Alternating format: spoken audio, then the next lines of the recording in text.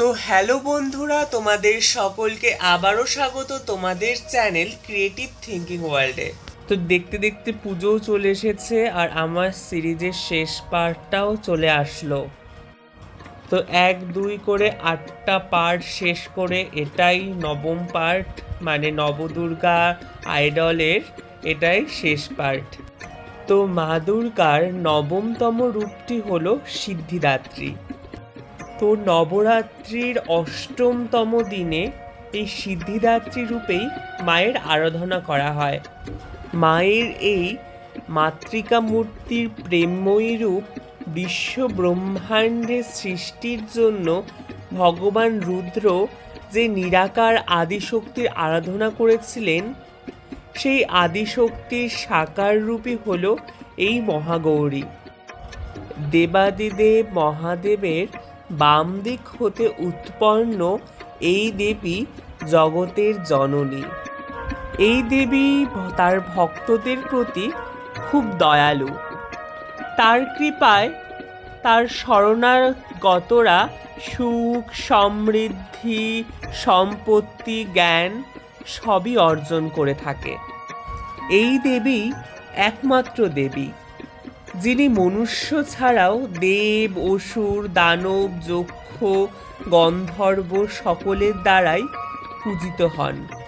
আর এটাই হলো নবদুর্গার শেষ রূপ, অর্থাৎ সিদ্ধিদাত্রী মাতৃকা মূর্তি রূপ। এই দেবী চতুর্ভুজা, পদ্মের উপর উপবিষ্টা।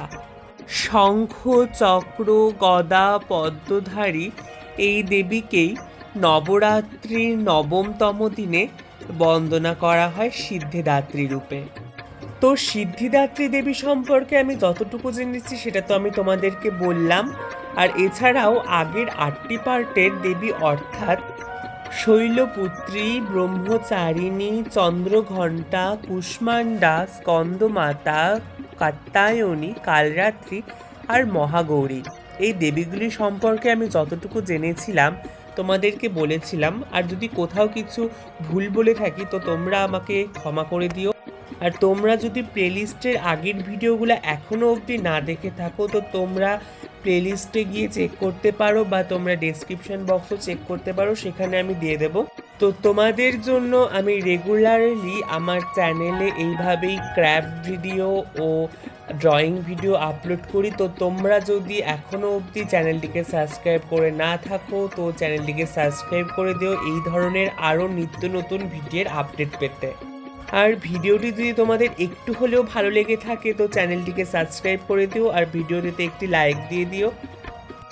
তোমাদের একটা লাইক আর সাবস্ক্রাইবই আমাকে আরও এই ধরনের ভিডিও বানাতে ইন্সপায়ার করে।